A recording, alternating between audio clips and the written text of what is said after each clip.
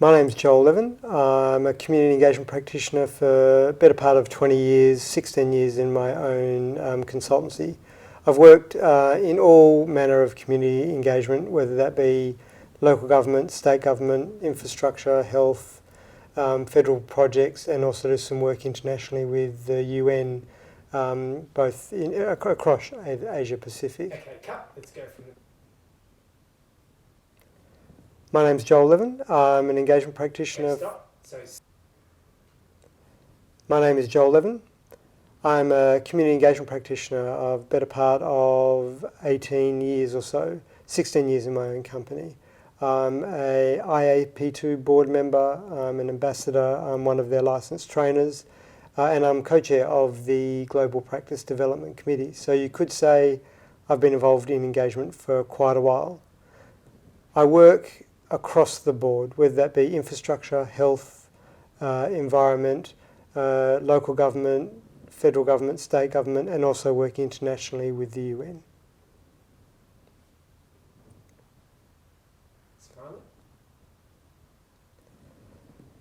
So the topic today is self-care, and why is that important for community engagement practitioners? Because we need you. We need you to stay in the game. We need you to be healthy, well.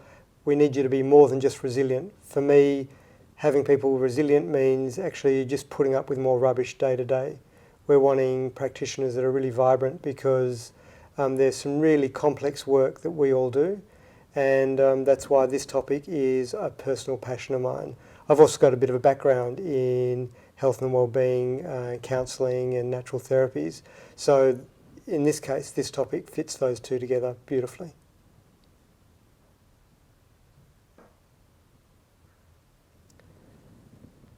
So the topic today is self-care, and why is that important to community engagement practitioners? It's important because you are the heart and soul of what makes engagement work. Unless you are vital, well, and feeling supported, then your ability to help clients and communities is really diminished. Part of my background is counselling, natural therapies, and so for me this topic of self-care really helps bring those two things together. And it's important because we need you for the long term.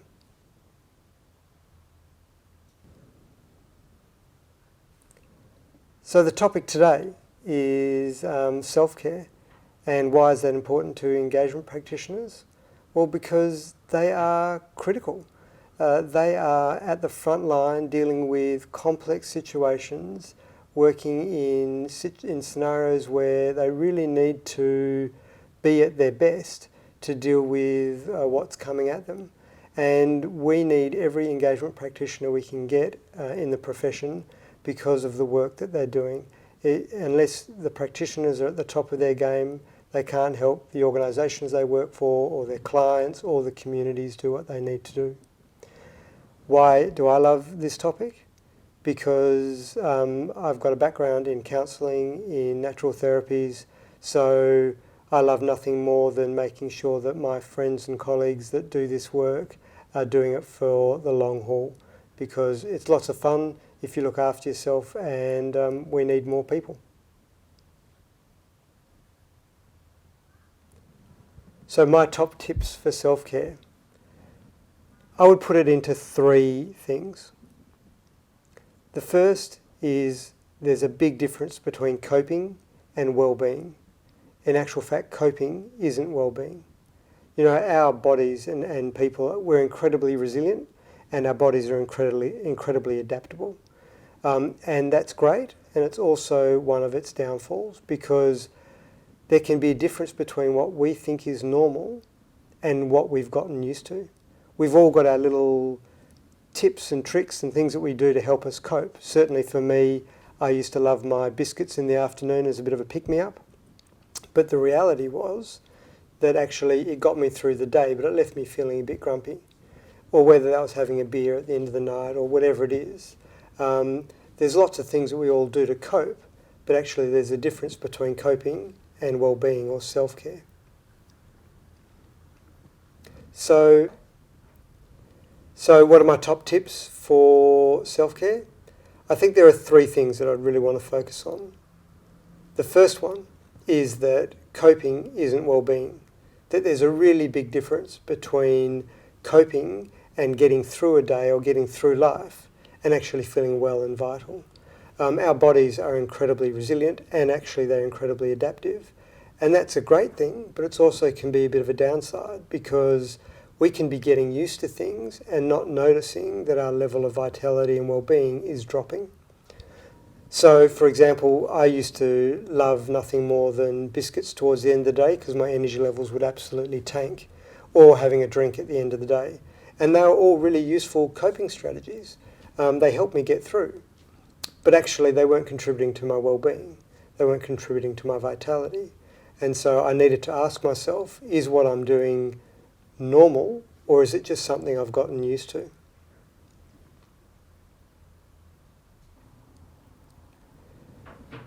So how do you kind of think about... Sorry, I'm going to cut there. So how do we look at... Sorry, cut.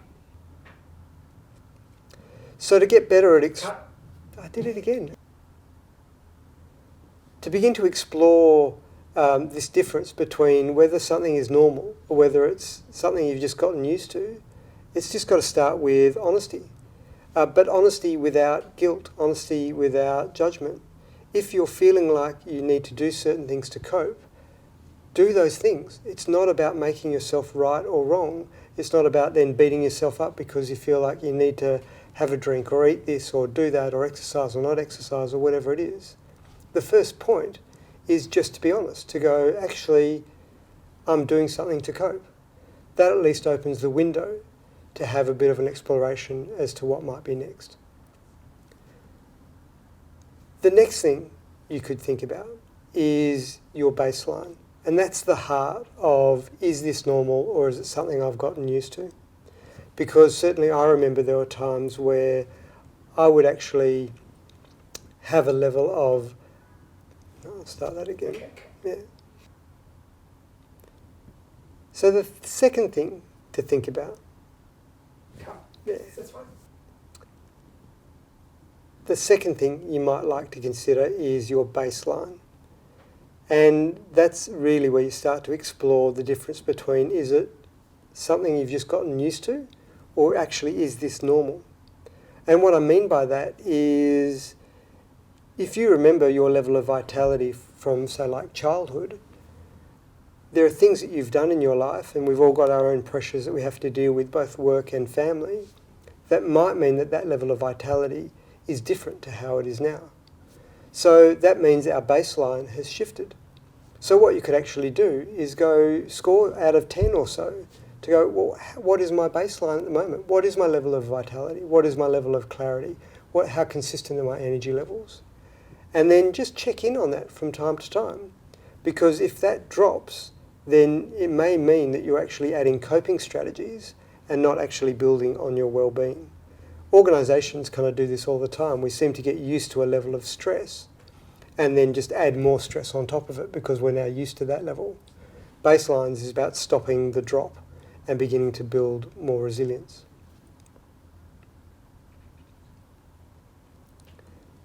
The third thing around beginning to play with the difference between coping and well-being is the fact that is self-care, is actually starting to take those little steps that you might do. And it's never going to be a magic bullet. It's never going to be a single thing. It's never going to be a certain milkshake. You know, there's that saying of, you know, smoking one cigarette won't give you cancer, but eating one carrot won't cure it.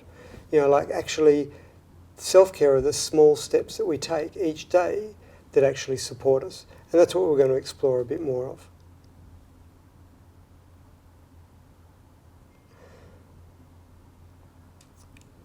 The second overarching thing to think about is a concept called detachment.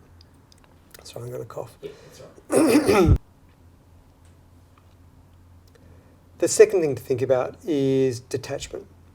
And there's lots that you can hear about detachment, but... There was a bit of a mic thing.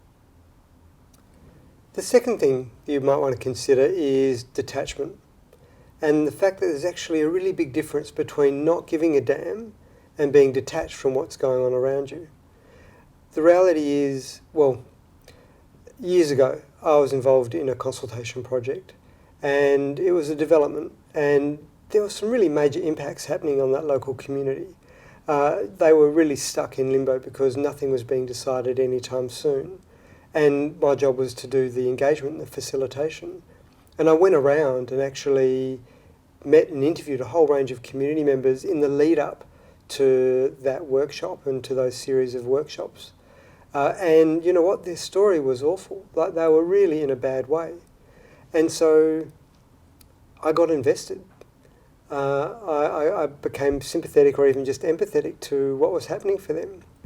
And what that meant was, in the workshop, when all the emotion was flying around, I was gone. I wasn't actually able to help them or the client settle things down because I was feeling too sympathetic to what was going on.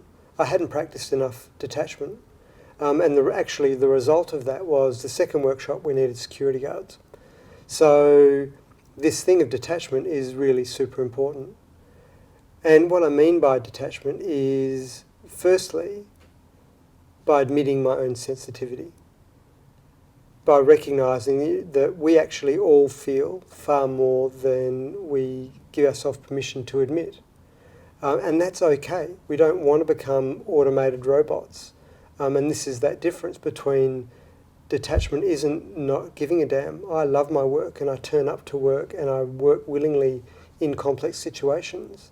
But what's happening for the community doesn't have to happen for me. There's a saying that I love, which is learn to swim like a fish in the sea and don't get wet. And that's essentially what detachment is about.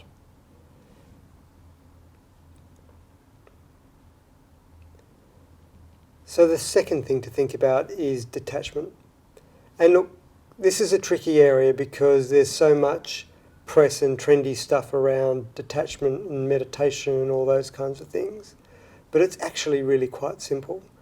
And what it's about is about recognising that there's a difference between not giving a damn and not getting swept up by what's going on around you.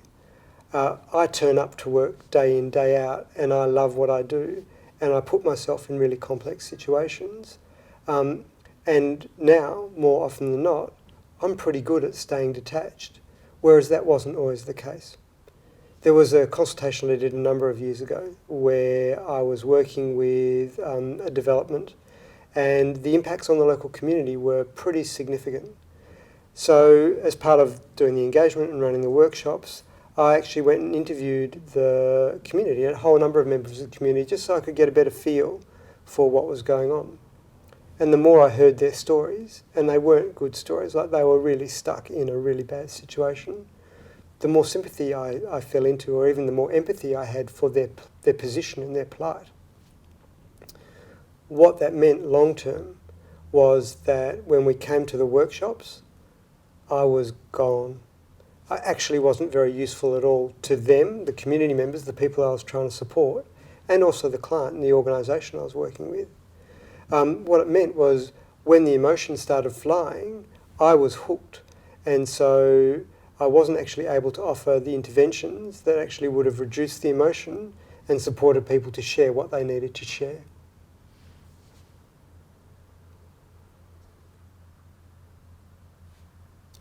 So how do we build that?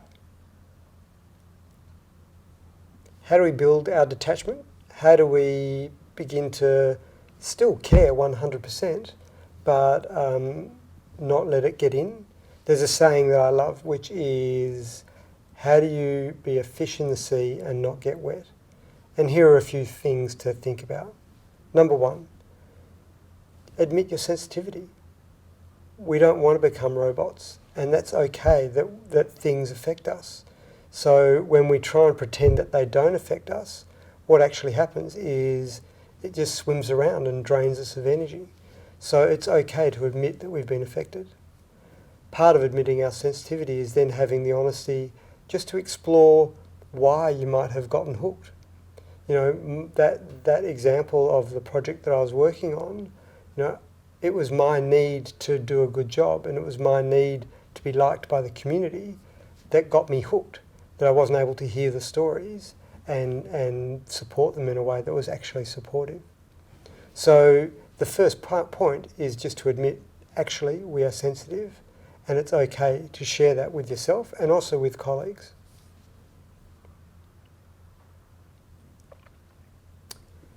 How do we build detachment? The reality is we can do it in a number of ways. And the first way is we just need to admit that we are sensitive. We need to admit that things in the world around us can affect us. Because when we don't admit it, the reality is it still affects us. It just runs around in our body causing havoc, draining us, making us to be reactive, getting us to be snappy, getting us to eat certain foods or drink certain things that all kind of help contribute to devitalising us.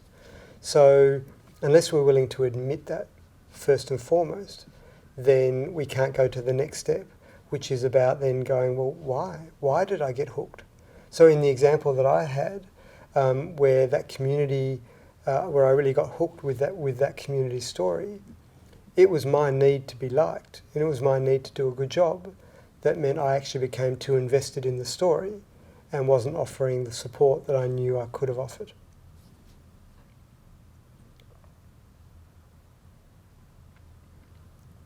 The second thing to consider around detachment is that it's actually not about you. There can be so much going around in workshops and in community consultation forums, and a lot of it is directed at us, but it's not actually about us. So recently I was in a workshop where we were 300 community members, regional community. They'd lost their medical centre. They were really concerned. They were really anxious about the loss of their medical centre. And I felt for them. Like, I can imagine it was an ageing community. I can imagine the anxiety that we're in. And because I could imagine it and I could see what was going on for them and realise that it's not about me, but their anxiety and their angst is actually what's going on for them, it actually helped me to name that. And I shared what I saw in the room. And that helped the group and it helped the room to stay settled. And it meant that I didn't take it on. So it meant I stayed detached, because I was clearer about what was their stuff and what was my stuff. Actually, could you pass me the third thing to think about in terms of detachment is a thing I like to call conscious presence. But before I talk about conscious presence, I'll give you just a bit of a story. Imagine that you're standing in a lifeboat and you've got the life preservers, you've got first aid gear, you've got food, you've got water. And you're standing in the lifeboat and there are people that are struggling in the water. Do you jump in and try and save them, leaving the boat? Or do you stay in the boat and actually then try and pull people into the boat?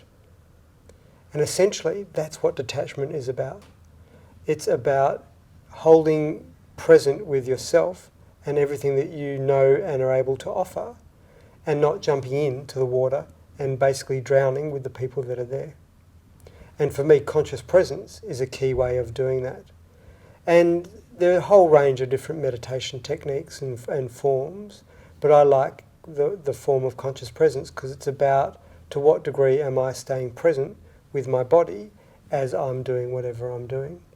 And in actual fact, if you have a look at this link, there's a free 2-day program where there's a practitioner, a colleague of mine who works out of Brisbane, who does a 2-day free meditation course. So if you wanted to have a look at that, that can be a great way of doing it. Everybody's got their own way of doing meditation, but I found her work particularly useful. On to the next one. So new bit of paper up. The final thing that I would say you really need to think about is the words yes and the words no. Pythagoras actually said yes and no are the shortest words, but the ones that need the most consideration.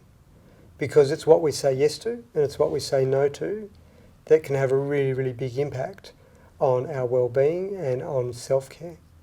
And it can be yes and no to those really, really simple things. Am I saying yes to having a simple stop moment? Am I saying no to having a simple stop moment? Am I going to give myself an extra 2 minutes before I jump into the car and head off to that meeting?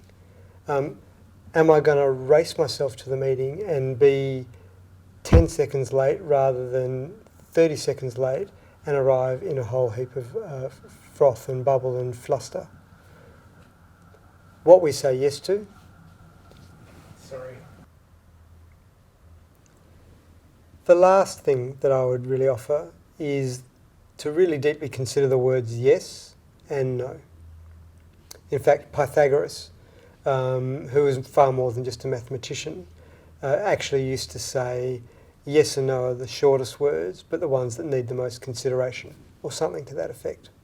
And I love that idea, because it's the things we say yes to and the things we say no to that really make a difference. And in actual fact, the reality is there is no such thing as yes and no, there is only yes. If I'm saying yes to not taking a break, then I'm actually saying no to my own well-being. We'll start that again because... Sure. So the third thing that I'd offer are 2 words, yes and no. No, sorry. The last thing I wanted to offer is 2 words, yes and no. In actual fact, Pythagoras, who was much more than a mathematician, had the phrase or the saying, yes and no are the shortest words, but the words that need the most contemplation or consideration, something to that effect. And I love that because it's true. What we say yes to and what we say no to can have a huge impact, because self-care isn't just one thing. Self-care is a series of small things that we do. It is the bath, it is going for a walk, it is having a cup of tea rather than having something that might be more stimulating, or whatever it is for you. And today in this video is not about trying to prescribe a certain diet. We've all got to work that out for ourselves. But the way we work that out is by being honest about what we're saying yes to and what we're saying no to.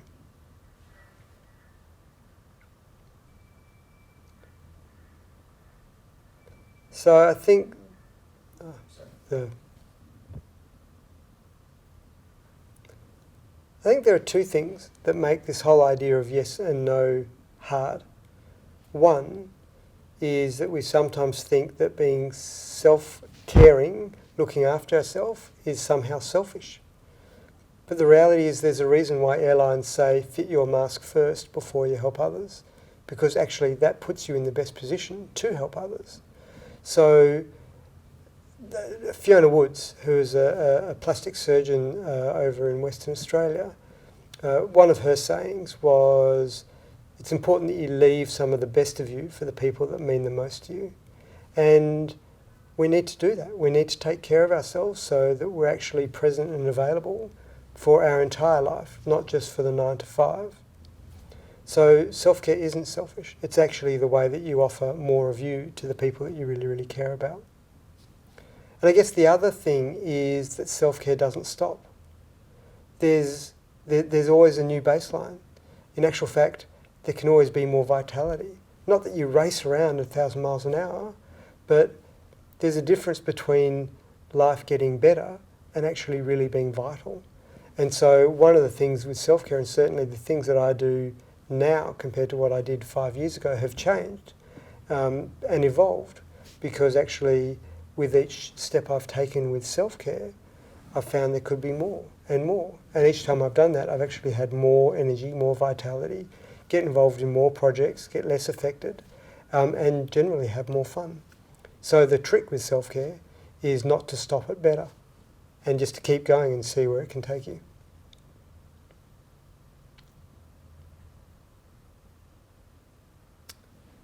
I think there are 2 things that really help this idea of yes, no, and refining our self-care model. First one is that self-care isn't actually selfish. There can be a lot of pressure on all of us to be there for other people, to do this, to do that, and which means there's a lot of pressure not to be self-caring. Yet the reality is, we need to save some of the best of us for the people that mean the most to us. And if we're doing things and feeling really drained when we're doing it, are we actually giving those people our best? There's a reason why airlines say fit your own air mask before helping other people, because that's how you can help other people, by you being vital and well and alive and happy. Start again. Yep. I think there are two things that would really help this exploration of yes and no. The first one is the fact that there can be a lot of pressure on us to do everything and to be everything to everybody. And the reality is self-care can sometimes be seen as selfish. But I would flip that around, and I would say there's a reason why airlines say fit your own air oxygen mask before you help others, because that's how you are in the best position to truly help others. And if we actually really cared about what we did for other people, we would actually care for ourselves more, because that's how we bring the best of us to those people that are around us. So it's tricky, because sometimes we need to say yes to looking after ourselves, and that can clash with other people's needs and demands. But it does then mean when we are there for other people, there is more of us there to help them. The other point is that self-care doesn't stop. There's always more that we can do. And I don't mean that from the point of view of we kind of lay about in bathtubs all day and not actually do any work. Actually, the more you look after yourself, the more energy you get and the more vital you feel and the more you want to get involved in life. So actually you do more and more. And which then means what I was doing 5 years ago is different to what I'm doing now from a self-care point of view, because it's always getting refined. And that's awesome, because the more it gets refined, the better I feel and the less energy it takes, and in reality, the better I am to be around for my partners, my kids, my colleagues, all those myself. It's better to be in my own body. So the trick with self-care is actually not just stopping when things feel a little bit better, because actually that's just relieving the tension or relieving the pain or relieving the distress, and to actually let ourselves feel really good.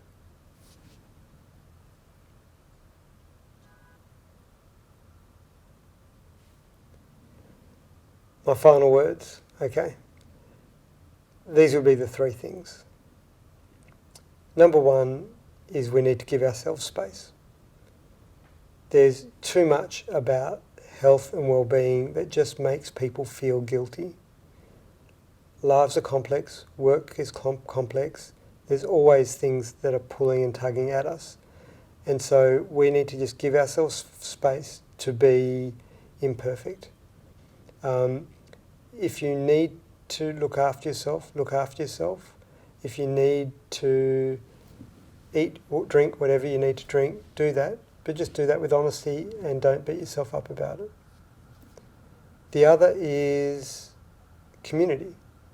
We are a community of practitioners, and so we need to be working with each other and helping each other and having these conversations, which is why I love the fact that IAP2 is taking the lead in this topic, because it's a conversation that really needs to be had about how we support the whole community of engagement practitioners. And I guess the final thing is start somewhere, start small. It doesn't have to be a massive magic bullet aha moment that you kind of just see the light and change everything. Just start with one thing and see the difference that might make, and then share that difference with somebody else, because it may not work, it may or may not work for them, but it may well work for them. So the less we compare with each other and the more we kind of get really interested and excited and explore what works, the better it is for all of us.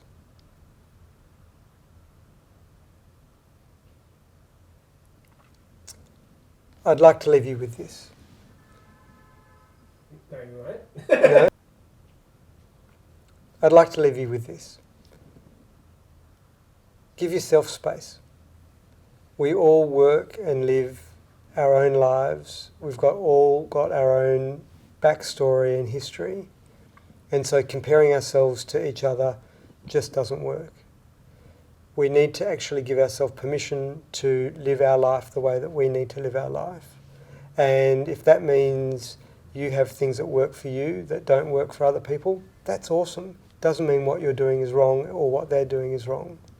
It just means we need to be honest. And wouldn't it be amazing if as a group of practitioners we could get really excited or interested about what works when it comes to self-care and share some of those inspirations with each other? Because as a whole community, that's how we actually make a difference. And that's why I'm really excited that IAP2 is starting this conversation, because it's as a community that we actually will build the resilience of the practice. And maybe we could even begin to have an influence on how sessions are run, so that self-care doesn't have to be just something we think about afterwards, but it's something we think about even before we go in to a community consultation.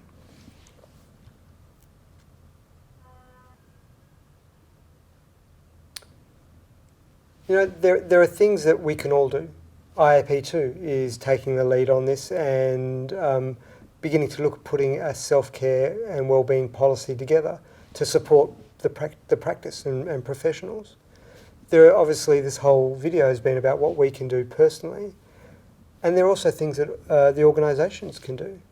Personally, I start lots of my consultation sessions with stating the fact that there are occupational health and safety laws, state and federal, that actually prevent and make it illegal for there to be workplace bullying and harassment. And for me, community engagement practitioners and staff of organisations that are going out are in their workplace when they're going out and doing consultations. So it's important that organisations begin to understand their legal responsibilities to staff and to the community and to any consultants that get involved in engagement to ensure that there isn't workplace bullying and harassment. And yes, there are lots of techniques and models that we can use in how we engage to minimise that, but setting that as a foundation really supports the whole practice to not get quite so drained or knocked about by the argy-bargy of consultation.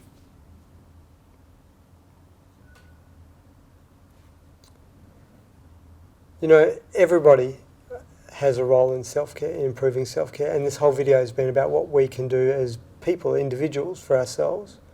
But the reality is IAP2 has a role, and IAP2 is working on a self-care and a wellbeing policy, which would be a really great way of supporting members and supporting the profession. And the reality is also organisations have a role. Something I share often in organisations and actually in community forums is that particularly in Australia there are federal and state health and wellbeing policies. Okay.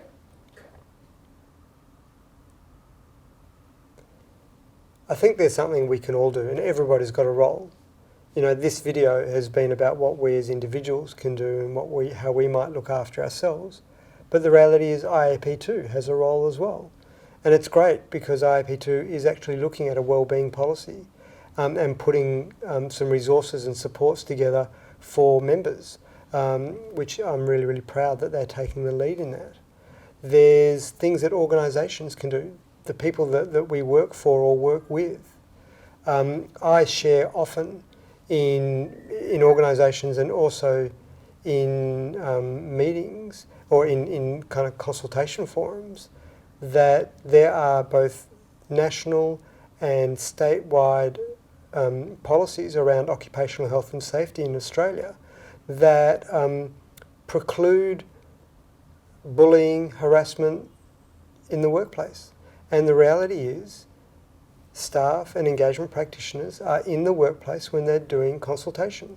So the fact is organisations have a legal responsibility to make sure that their staff aren't being bullied or harassed.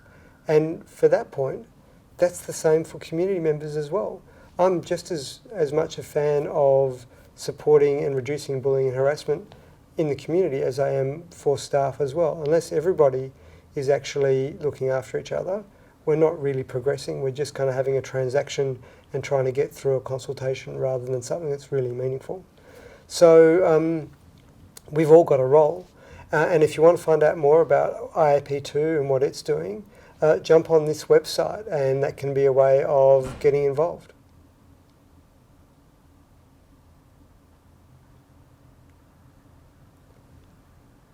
There's something that we can all do. And the fact is, this whole video has been about us as individuals and what we can do.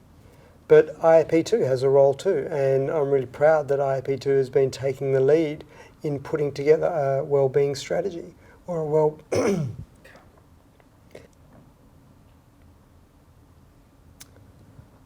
I think everybody has a role in self-care. This whole presentation, this whole discussion we've been having has been about what individuals can do, and that's really important. It's where it starts and finishes in some regards. But the fact is IAP2 has a role, and it's taking lead in that role. It's actually creating a wellbeing policy. So that's really cool as a way of supporting the sector. The other piece is that organisations can play a role too. People don't often realise that there are health and safety, occupational health and safety policies, both state and federal in Australia laws, I'm sure in other countries as well, that make it illegal to have workplace bullying and harassment. We need to apply those laws to consultation. The fact is, when staff are in engagement sessions, they are in the workplace. So organisations have a legal responsibility to make sure there's not workplace bullying and harassment. I really don't like those consultations where organisations just push people out and say, here, cope with this kind of community that's really upset about something. That's not my idea of self-care, and it's certainly not my idea of quality consultation. So organisations need to have a look at their legal responsibilities for the well-being, not just of their staff, but of the people, the community members that they're bringing into the room. So if this whole thing about self-care has you interested, and if you wanted to find out more, you can jump onto the IAP2 website and find out what's happening in your local neighbourhood.